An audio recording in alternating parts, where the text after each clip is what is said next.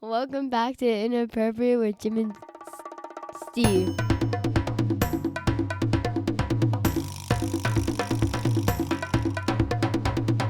Welcome back, everybody, for the second week in a row. It's super exciting because you're going to get us back to back. I know you guys have missed us so much over the summer. And We then now, are officially back. I'm Jim. I'm Steve. This is inappropriate. This is inappropriate.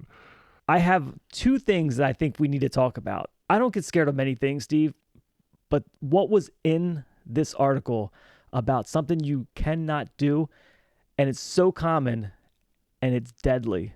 It scared the shit out of me, quite honestly. And then we're going to get into things that you should learn by the age of 30. And let's see if Jim and I actually do these things. Because that was ages ago. So if I haven't learned it by now, is it possible that I can learn it still?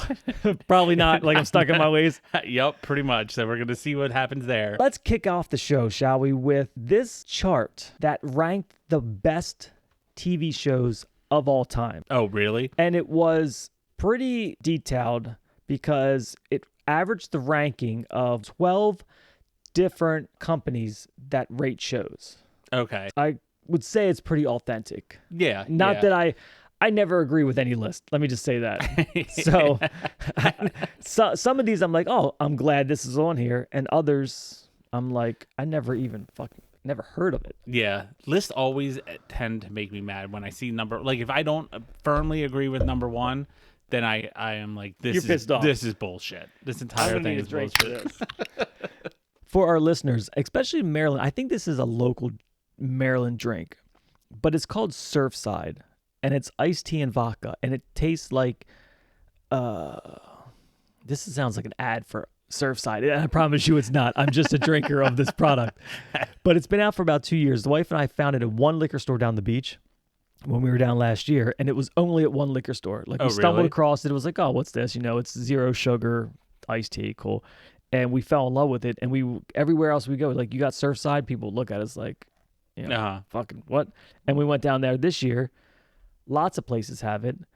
And the Cork Bar now has it, so it's legit when the Cork Bar starts selling. Cork Bar in Ocean City. And now you can get it around here, which is not that's by the good. beach. So it's growing. So if you have Surfside in your town, pick some up. You did that with Hoop Tea. You were on the Hoop Tea Oh, train. man, I loved Hoop Tea until I drank, like, it's so much sugar in Hoop Tea. It tastes like like a twisted tea kind of thing. Yeah. But it has that like aftertaste. Hoop Tea was great, except I would drink a bag of it because it comes in a bag. Yeah, you would always see it at bars in Ocean City, It's like just hanging on the side. Yeah. I would be done and drunk, and I'm like, man, my stomach hurts, dog. Not realizing I just probably downed like 300 grams of sugar. I know. Wondering why my stomach hurts. If someone says, how much is 300 grams, could you fill a bag of, if you just had a random bag of sugar, nothing on it, that didn't say how much was in it, could you fill it up to like within like maybe like 50 grams of? I think so.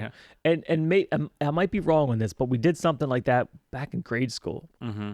And we realized that one M&M, like a regular, is 1 gram. Oh, really? I can kind of visualize 300 M&Ms. That is actually a really, because I have no clue.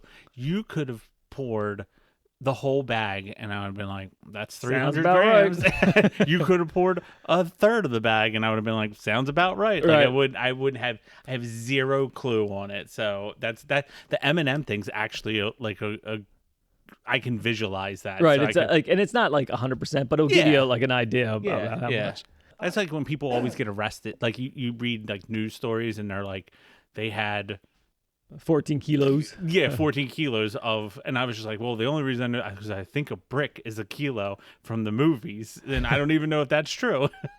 So, I saw this news article one time. It was about potholes in the city. The way that they described the radius of the pothole, it said you could fit 2 washers in the pothole, and somebody commented, Americans will use anything other than the metric system. It's so fucking true. Right. So let's get into this ranking the best TV shows of all time. Now, this is a pretty extensive list. It's 50, the top 50 shows, and we don't have enough time to get into all of them. Let's do the top 10. Okay. All right. The first one, I think we can all agree. I'm just going to say whether or not it would be in my top 10. Okay. And then I'm going to get pissed off at number 1. Oh, because you want me to start at 10? Yeah, start at 10. Okay. I mean, how else do you do to create suspense? I always you blow your load right away. I come out of the gate swinging, brother. Let's get to the points. So, number 10, Peaky Blinders.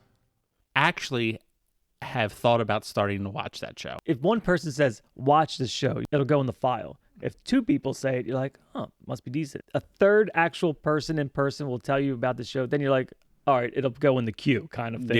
Yeah. Whether how big your queue, I don't know. But like it's on the list. And Peaky Blinders is on our list. Yeah, I actually watched maybe 1 or 2 episodes, but I start them too late and I fall asleep midway through. And Always happens. And I can't. And then it gets like I'm halfway through one episode, but I can't remember what happened, so I have to watch it all the way. And then you over fall asleep again. I've watched the same part. And then you're stuck in the Twilight Zone. Yeah. Which that didn't make this list at number 11. Oh, that's pretty good. That was a good. That was a good. Just missed this list. Number 9, Sherlock. Never seen it. Yeah, I know Benedict Cumberbatch is in it. You know, I'll never watch it because I think it's a BBC show, and I think BBC shows look weird on TV, so I don't. So it instantly turns. Instead of 1080p, they use like 1070. Yeah, like, and this has the years that it came out, which I don't think is important, other than just to take note. The Twilight Zone. Want a quick guess about what year that came out? Not how many years it ran. I think this is the year that it started. It has all these. Oh, I think it was in black and white when it first came out. So I'm gonna say like 59. Do I got a mirror behind me or something? No. Dude, 59. It came out in 59. It's fucking good. Holy shit. Okay, so that was number 9 was Sherlock. Number 8, Stranger Things. Yeah. Which I think has to be in the top 10. Yeah. I would put that. I would put that in the top 10. Number 7, Steve. Better Call Saul. Yes. I would put Better Call Saul in there. Okay, So, I would as well. Which makes me feel good because then the show, its predecessor, would probably still be on this list. It has to be on that list. But yes, Better Call Saul was like, it took a while for me to like be all on board with it. Because that one took a while to cook. Do you know what I mean? Yeah. Like because there was a lot of character development on Better Call Saul. Yeah. Number 6, Baltimore's Own. The Wire. The Wire. Oh yeah. The Wire. It's always on all those top 10 lists. Yeah. So. And I think it has to be. Yeah. The second season you could do without the Doc one, but it's good. Number 5, another show that I have never watched, Band of Brothers. So I watched Band of Brothers. It came out like I want to say probably like 2004, 2001. 2001. So I was it was before me being a father. So I watched it and I hadn't gotten to the age of 40 where you start to watch things about history. So it kind of went over your head. Like it was a little before its time for you. And it was before its time for me. Number 4, The Sopranos. Yeah, I would put that in my top 5 shows of all time. Here's one, I guess, the left field one for me anyway. Number 3, Chernobyl. That show is so fucking good. Was that the miniseries? Mm-hmm. Okay. I wouldn't put it as a TV series. Like, I don't think it maybe should be that's on why this I threw it list. off because I thought it was great when I watched it. It was a great show, but I didn't feel like it was like when I think of show, I think it's like seasons. Yeah, you know. yeah. So I guess it did kind of qualify as a show. Yeah, it's really really good, but I wouldn't have put it on the list of top 10 shows of all time, right? Like because I don't consider it. It's a miniseries, so it's a little bit different. And number 2, Game of Thrones. It would be in my top 5, but I don't think it would be 2. Nicole and I were late on the game with Game of Thrones.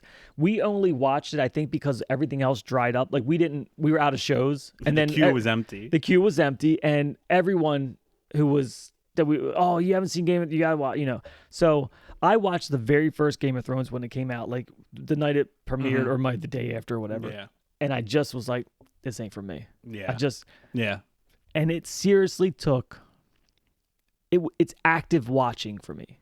Do you know what I mean? Because I couldn't quite understand Because there's so many people. Well, the plot because was. Yes. I mean, I probably still. It got streamlined later on, but yes, I know exactly what you mean. But just the language and how they spoke. Yeah. But I would have to watch the what happened the follow up, or like stay tuned to after, and then like the director's telling you what happened. Okay, yeah. In like actual English. Yeah. And I was like, oh, okay, that fucking makes sense. The amount of sex and tits and full frontal was shocking. Yes. It's like even to me who doesn't necessarily shy away from it. Like I don't seek it out, but like the amount of it was just thrown in your face to the point it's like almost awkward in the beginning. There is a scene in it where they're like in a brothel and you see a prostitute going down on a guy. She finishes with him and then stands up and walks around the corner and starts kissing another guy. It blew my fucking mind. I was like, oh my God. It's the grossest thing I've ever seen. There's one scene that stands out to me as awkward. Who was the evil king? His mom? Cersei.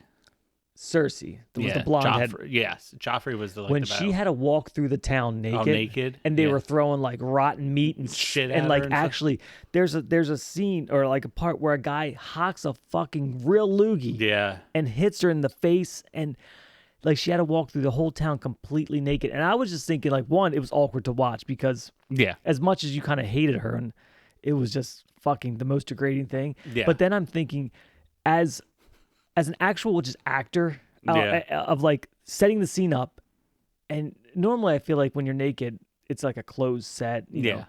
This was like outside. You're like in Spain. 400 people walking complete, like head to toe, completely naked as people are throwing fucking meat at you and like spitting at you. I know that. I think I would have went home and cried.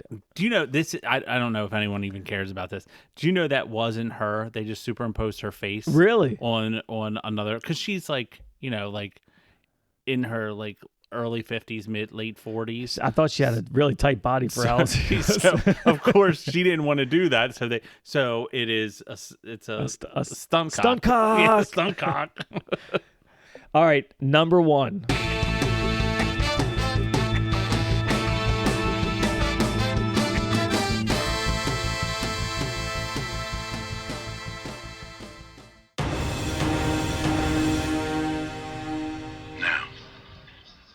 Say my name.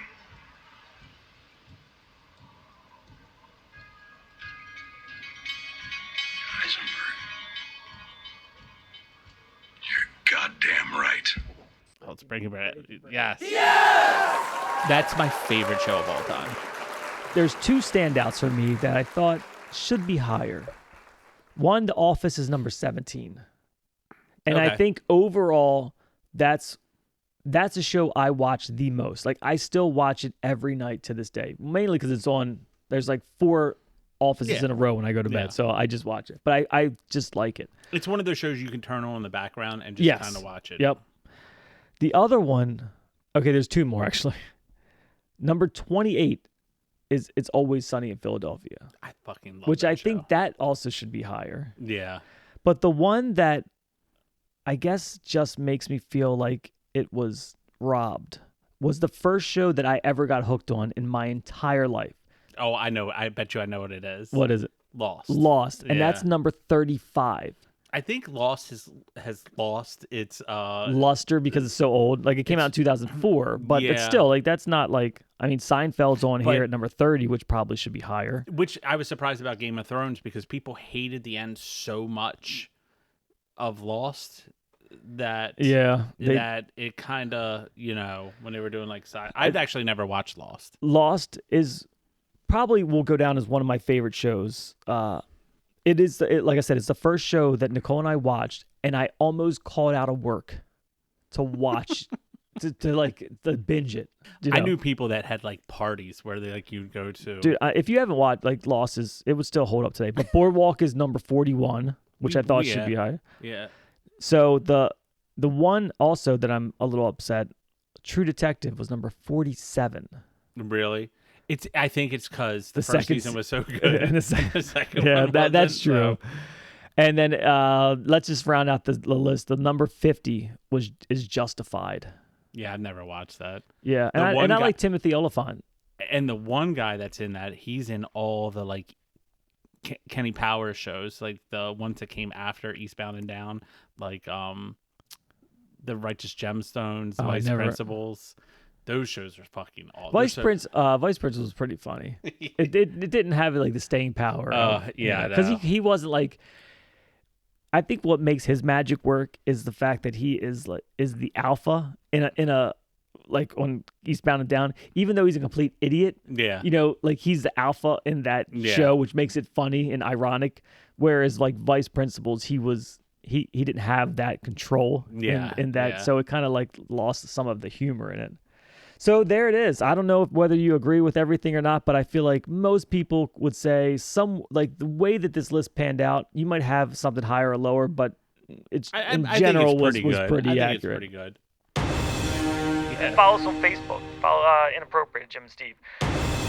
Steve, what do you got next? Oh, you're 30 for 30s. Yeah, so I have etiquette tips that you should not do after you turn 30. You should learn not to be doing these things. So it would be something like in your 20s, it might be appropriate to do or say or wear, but once you turn 30, nix all these things. Yes, and you probably, some of them you may still do, because some of them I didn't even know was a fucking faux thing, pas. a faux pas to do. Yeah. Okay. So sharing embarrassing stories in a toast.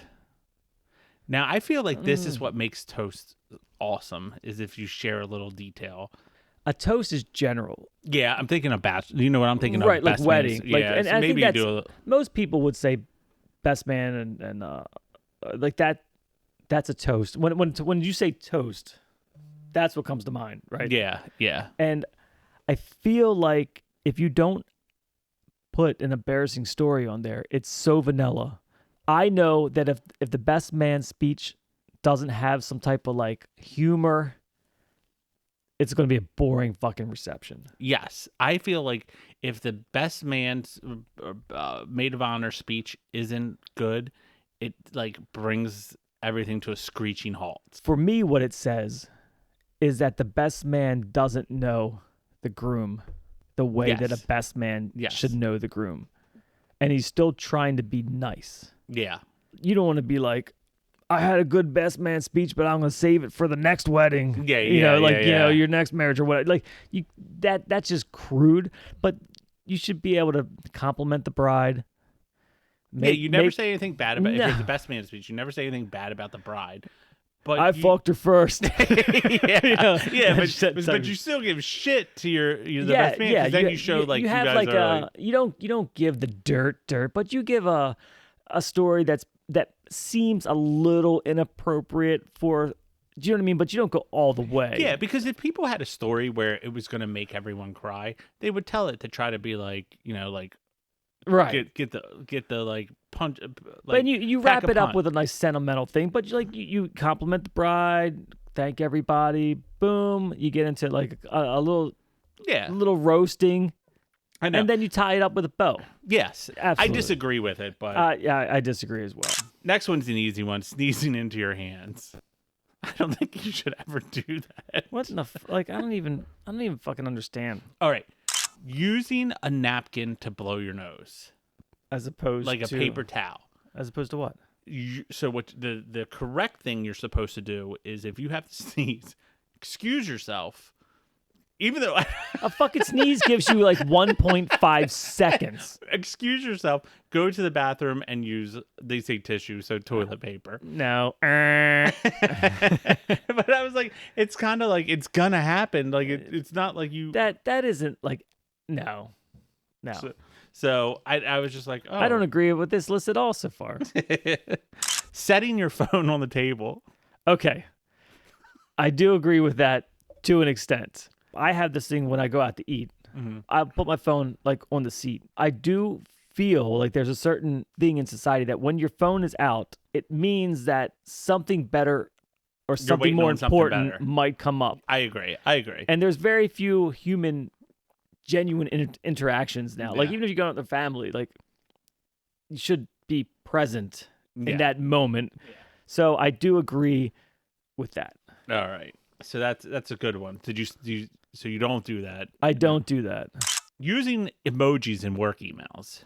I probably agree with it. I don't use emojis at all anyway. Yeah, very rarely. Not that I won't ever use them, but like if I do, it's in a text. I feel like I'm using the kids' slang and I'm behind times. Yeah, do you know what I mean yeah. with that? So like I don't. You don't want to send. You're trying to prove a point. And some of them I don't know what they mean. Eggplant emoji. Yeah, I don't ever use them because I got to go search for them. So it takes longer to do that than just me type in whatever the hell that I want. Yeah. Sending error-filled texts or emails from your phone. Error-filled? Yeah, like error. Error. Oh, yeah. Well, that's error. Error. Error-filled text message. You know what? I don't know. I always give people a pass on it because, like, I misspell words on it. Yeah, I think text messaging is like a shorthand. Like you're just getting a message across. Using a handshake to show dominance. I've never been a big fan of the squeeze handshake. Yes. I feel like I see right through those fucking dudes. Yes. I feel like that is a false sense of dominance. Yeah. Right. They want to show it right away on something stupid because they don't have anything to back it up. Yes. They're coming in too hot right off the bat, and you're just like, oh, fuck. Right. This. Like you're a tryhard.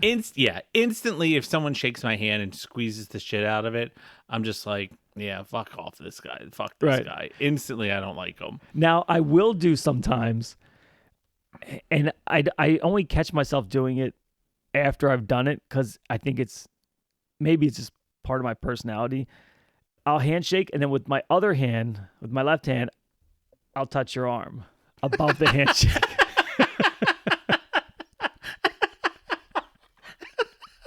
Really? Yeah. So it's like here, do it to me. Like if you were to shake my hand. Okay, so I'll be like, we're leaving. It's like, what's up, man? Oh, that's like an added little, yeah. And then,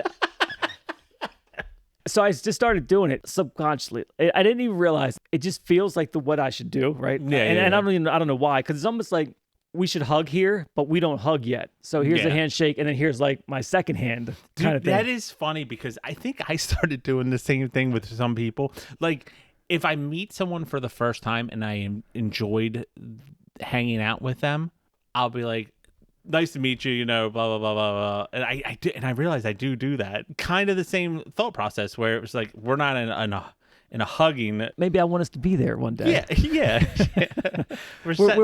We're beyond a handshake. Setting the groundwork. And then I read one time that you can do that as a show of dominance because your hand is higher up on their arm. However people figure out these things and say why this means certain, I fuck if I know. And I don't even know if it's true.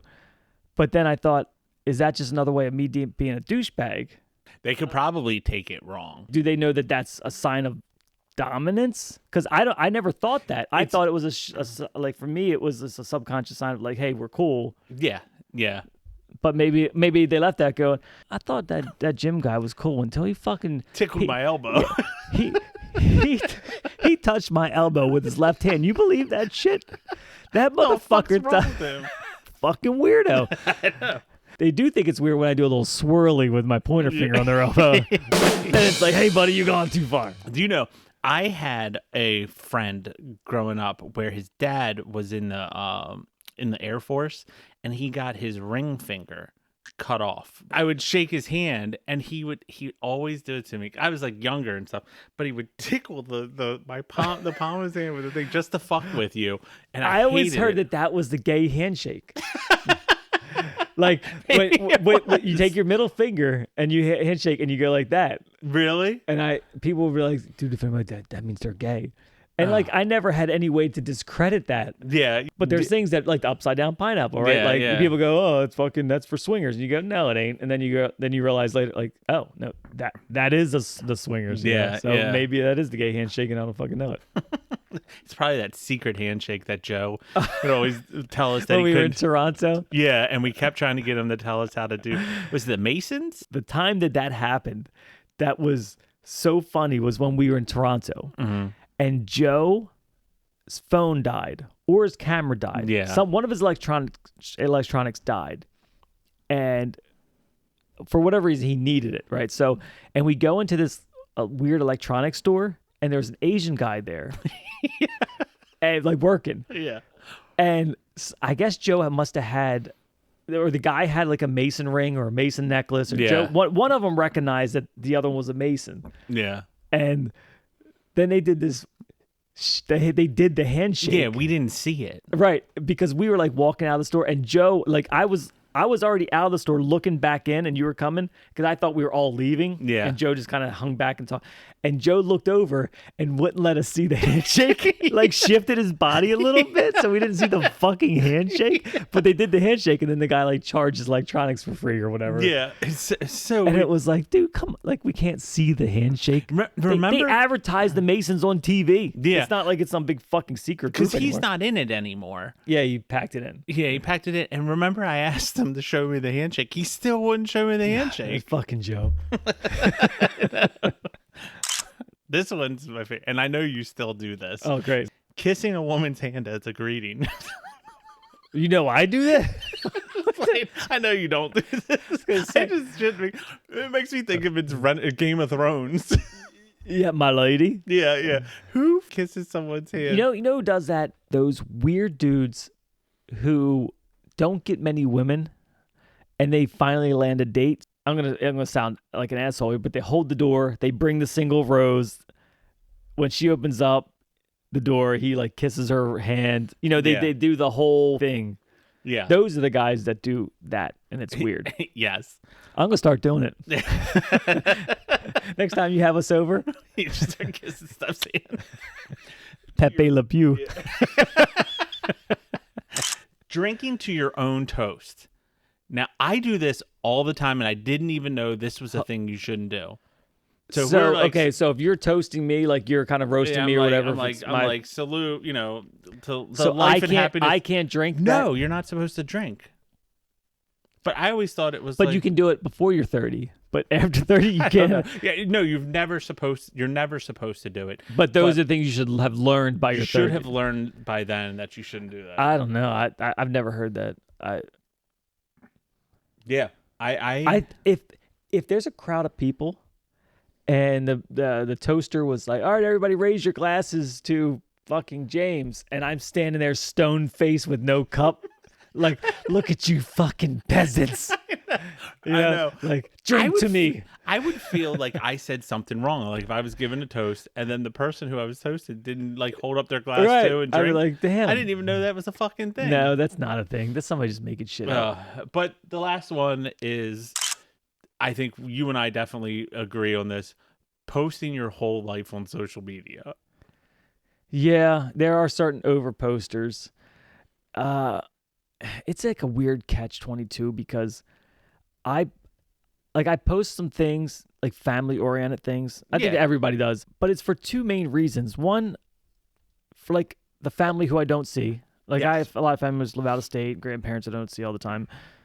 But also, I like to look back, and that's a catalog of my life. Like for myself. Like, I can look back and see when my son was born and, kind of, you can watch it. So if you don't put those things out there, you're not going to see your life timeline. But I think it means like people who post like 8 billion times. No, I do get annoyed when I just see like all my pictures I put up.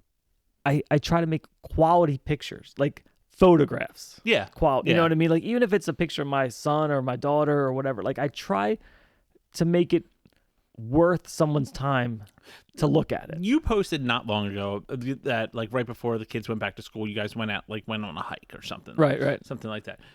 Like to me, looking at that, you're like, oh, it's cool to see. Like, oh, this is where you were. Something like that. But that, and I feel that's fine. But I do like if somebody's like going to the post office. Or it's like, hey, look at what we ate for dinner, and it's like on a paper plate, just like fucking canned green beans and like a like a turkey sandwich. You know what I mean? It's like yeah. And then 20 minutes later, post dinner was good. Then it's like now on to dessert. Like right. The extra shit that you don't. No. Fuck that. Make your post quality so that when you post something, people enjoy it. Yeah. I feel like I owe that to my people. Yeah. Or whoever, Well, no, because I have family on there that I don't see all the time. So like they want to see the boys, like what they look like and things like that. So I do it. So, yep. So that one I agree with, but I think with an asterisk. Yes.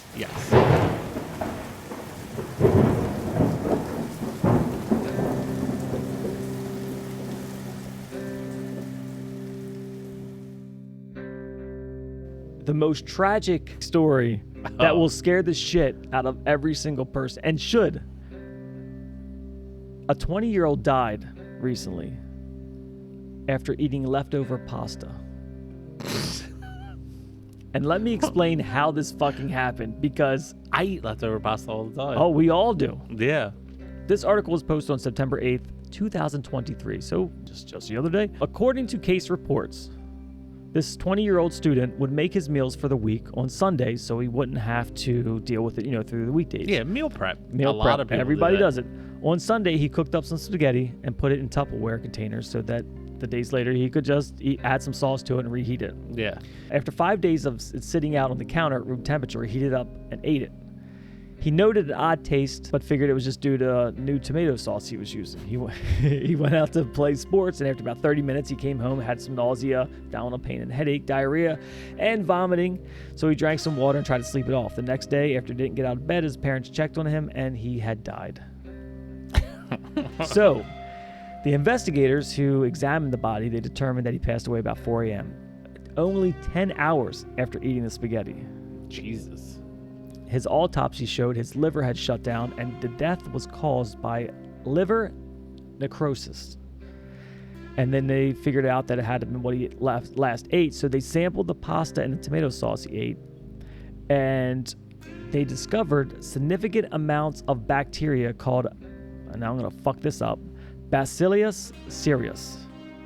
In most cases, the bacteria just causes diarrhea and vomiting, but there are cases where it can cause death. And it's called fried rice syndrome. Oh, really? Because it's oftentimes, since rice is cooked and left to cool at room temperature, during that time, the bacteria can contaminate it and grow in the rice. That makes sense, yeah. Because it produces a toxin within the rice and other starchy foods, which is why the spaghetti was. And it's heat resistant, so it doesn't necessarily die when it's cooked. Yeah. And that's what most people think, that once you cook it up. So any pasta that's been sitting out at room temperature for any extended period of time could have this bacteria. That's fucking nuts. So when you're thinking about like holiday parties, like especially 4th of July or any other where macaroni somebody salad. comes out at gets there at like 11, puts the macaroni salad out there on the table, and maybe you come by at like 5, 6, 7. I know. Scoop up some macaroni salad or fucking rice or something. Yeah. You're driving a long distance and you have salmon pasta in the background. I thought about the fucking salmon pasta when I'm reading this. I'm surprised that motherfucker didn't die. We dodged death. We were, because there's bacteria in that fucking thing. I mean, our ears were rubbing up against that fucking bacteria. And it was in the sun. Bacon. So, yes. So it 100% had bacteria on it. He dodged a bullet there. Hell yeah. And I mean, that still is one of the funniest fucking stories ever. Yeah.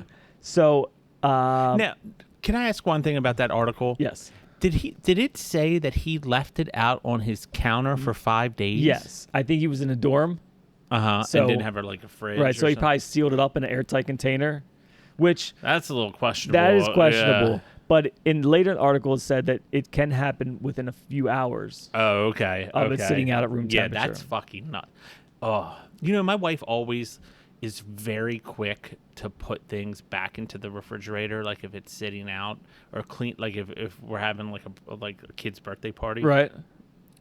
Put the shit back in the refrigerator real quick, and I'm always like, why don't you leave this out? And she's fucking right about it. For any of our new listeners or newer listeners, the pasta story has to be maybe one of the best bits that we've ever done. Yes. Or close. I mean, it's a true story, and it's an excellent episode. So go back and listen to an episode that we titled Our Favorite Show. Yes. It was way back in May 30th, 2022, and it was episode 19. So when we were just little babies. Yes. Little baby yes. podcasters. I got to say, Steve, I'm so happy to be back every week. Me too. It just feels good in my bones, down in my plums. I'd like to hear, the feedback from people, and I miss that. Yeah, I miss like we put out an episode and I'll get some text messages or I get corrections. If we don't, and if we say anything that's not factual, send us a message on Facebook. Yeah, and we will read it because we love to know when we're wrong. It rarely happens, and people love telling us. Hopefully, we can continue this train, and you guys will join us again next week, same time, same bat channel. I'm Jim. I'm Steve, and we will see you next week. Let's go. It's time to be the GOAT. It's time to enter God mode, man. Let's get it going. I wanna be the greatest, energy is overflowing. I know I'm stoking the fire, my desire's taking over. Not tired, I'm inspired, rewired. I know just what is required. My brain knows how to decipher the messages